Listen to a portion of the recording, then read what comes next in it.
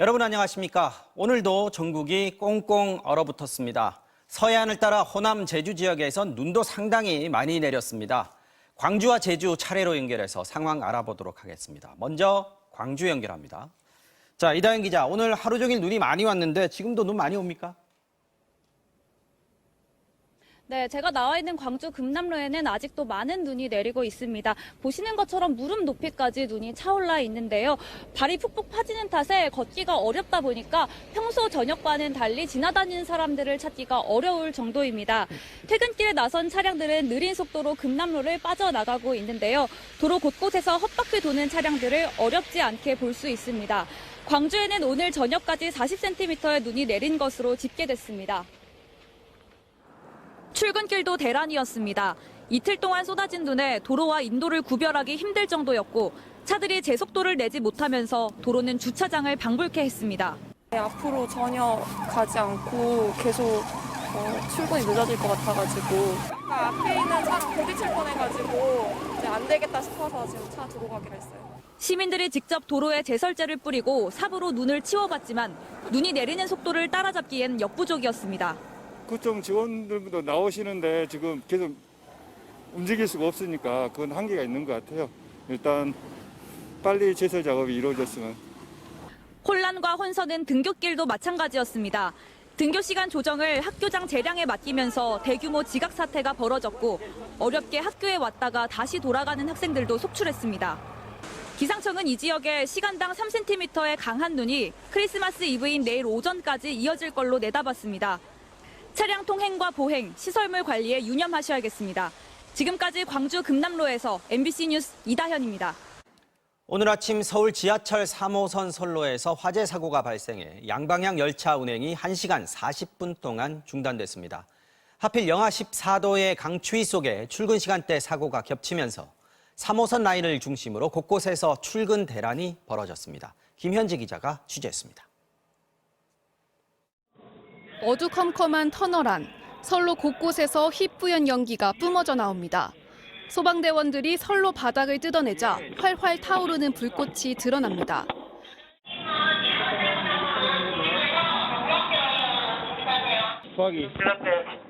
서울 지하철 3호선 무학재역과 독립문역 중간 지점에서 불꽃이 보인다는 신고가 접수됐습니다. 연기를 본 기관사가 열차를 멈추고 진화를 시도한 뒤 119에 신고했습니다. 다음 역에 도착한 승객들은 모두 하차했고 서울교통공사는 곧바로 구파발역에서 약수역 구간의 열차 운행을 중단했습니다. 스파크 및 연기 발생으로 인하여 열차가 진입을 하지 못하고 있습니다. 핵심 출근 시간대 3호선 양방향 운행이 모두 멈추자 영문을 모르고 지하철역에 왔던 시민들은 발걸음을 돌려야 했습니다.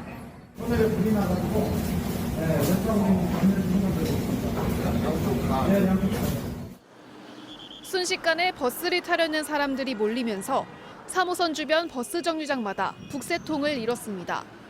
승객들은 더 이상 사람이 탈 수 없는데도 몸을 끼워 넣었고 버스 기사는 한동안 문을 닫지 못했습니다. 문만 닫게 해주세요. 안 타져요. 사람을 더 태울 수 없어 지나가는 버스를 수십 명의 시민들이 따라가는 아슬아슬한 모습도 보였습니다. 영하 14도까지 떨어진 강추위 속 출근 대란에 시민들이 극심한 불편을 겪었습니다. 버스도 계속 그냥 지나가네요. 3, 40분 이상 기다려야 될 것 같은데 너무 많이 추워서 좀 불편하긴 합니다. 열차 운행은 1시간 40분 만에야 정상화됐고 운행 재개 소식에 3호선 역사에 또 한 번 시민들이 몰려 긴 행렬이 만들어졌습니다. 서울교통공사와 서울시는 지하철 3호선과 버스의 집중 배차 시간을 오전 10시까지 늘렸지만 혼잡을 막기엔 역부족이었습니다. 소방당국은 화재 당시 선로의 고압 전선에서 불이 시작된 것으로 보고 원인을 조사하고 있습니다. MBC 뉴스 김현지입니다. 다음 소식 전해드리겠습니다. 법무부 사면심사위원회가 연말 특별 사면 대상으로 이명박 전 대통령과 김경수 전 경남지사를 포함시켰습니다. 이 전 대통령은 사면 복권이 이뤄졌지만 김 전 지사는 복권 없는 사면으로 가닥이 잡혔습니다.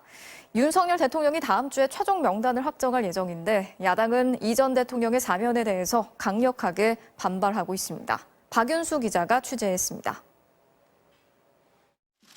이명박 전 대통령은 삼성그룹 등에서 뇌물을 받은 혐의 등으로 지난 2020년 대법원에서 징역 17년이 확정됐습니다. 이 전 대통령은 현재 건강상의 이유로 형 집행이 정지된 상태. 법무부 사면심사위원회가 오늘 이명박 전 대통령을 특별 사면 대상에 포함시킨 걸로 확인됐습니다. 사면이 최종 확정될 경우 15년여 남은 형기는 모두 면제됩니다. 특사 대상에는 김경수 전 경남지사도 함께 포함됐습니다. 김 전 지사는 드루킹 댓글 조작 사건으로 징역 2년이 확정돼 복역 중으로 내년 5월 형기 만료를 앞두고 있습니다. 김 전 지사는 복권 없는 사면 대상이어서 자녀형만 면제될 뿐 오는 2028년 5월까지 피선거권이 제한됩니다. 김 전 지사는 앞서 이 전 대통령의 들러리가 되는 것을 원치 않는다며 가석방 불원서까지 냈지만 받아들여지지 않았습니다. 이 밖에 박근혜 전 대통령에게 특수활동비를 상납한 혐의로 처벌된 남재준, 이병기, 이병호 전 국정원장들과 김기춘 전 청와대 비서실장, 최경환 전 경제부총리도 사면 대상에 포함된 걸로 알려졌습니다. 야당은 국민 다수가 반대하는 이명박 전 대통령의 특별 사면은 결코 국민 통합이 될 수 없다고 반발했습니다. 사면이 단행되면 이 전 대통령에게 선고된 별금 130억 원 중 미납된 82억 원이 면제됩니다. 이명박 전 대통령에게 이런 특혜를 주는 것이 윤석열 대통령의 공정과 상식입니까? 또 이 전 대통령 사면에 김경수 전 지사를 끌어들여 국민 비판을 희석하려는 태도는 비겁하다고 비난했습니다. 반면 국민의힘 의원들은 예정됐던 수순이라며 결정을 반겼지만 공식 입장을 내놓지 않았습니다. 사면 대상자 명단을 넘겨받은 윤석열 대통령은 오는 27일 국무회의에서 최종 명단을 확정할 예정입니다. 대통령실 관계자는 윤 대통령이 사면심사위 심의를 최대한 존중할 것으로 알지만 엄연히 대통령의 고유 권한인 만큼 현재로서는 어떤 내용도 밝히기 어렵다고 말했습니다. MBC 뉴스 박윤수입니다. 중국이 해외에서 활동하는 반체제 인사를 탄압하기 위해 이른바 비밀경찰서를 해외 여러 곳에서 운영하고 있다고 국제인권단체가 밝힌 적이 있는데요. 우리나라에서도 서울 강남의 한 중식당이 중국의 비밀경찰서로 의심된다는 보도가 나왔습니다. 주한 중국 대사관은 전혀 사실 무근이라고 부인했습니다. 서혜영 기자입니다.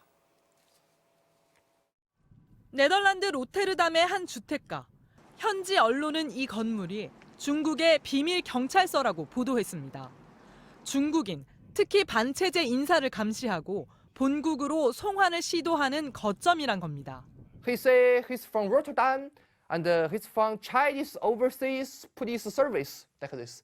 And he wanted you to come? Yeah, he wanted me to come and he wanted to talk to me. 네덜란드 당국은 이 건물을 폐쇄했고 캐나다와 헝가리도 비밀 경찰서로 의심되는 곳을 적발했습니다. 우리나라에서도 서울 강남의 한 중식당이 비밀 경찰서로 의심된다는 조선일보의 보도가 나왔습니다. 정황상 이 중식당으로 지목된 곳은 현재는 영업 중이지만 1월부터는 내부 공사 때문에 당분간 휴업할 예정이라고 밝혔습니다. 요즘 짠치 비밀날까지 영업하고요. 네네네. 저는 비밀 검사 들어갑니다. 하나도 1월 말. 이 식당은 의혹과는 상관없다는 입장이지만 보도들이 이어지자 문을 닫겠다고 한 것으로 전해졌습니다. 중국 측은 이 같은 의혹에 대해 전혀 사실 무근이라고 반박했습니다. 주한 중국 대사관 대변인은 중국이 서울에 해외 경찰서를 설치했고 한 중식당이 의심된다는 보도에 유감을 표한다며 해외 경찰서는 전혀 존재하지 않는다고 밝혔습니다. 앞서 국제인권단체 세이프가드 디펜더스는 중국이 우리나라를 포함해 53개국에 걸쳐 102개 이상의 비밀 경찰서를 운영해 반체제 인사 감시 등을 하고 있다고 밝힌 바 있습니다. 우리 외교부는 관련 동향을 주목하고 있고 국내 수사기관들과도 소통을 하고 있다며 사실관계 파악부터 하겠다는 입장을 재확인했습니다. MBC 뉴스 서혜연입니다.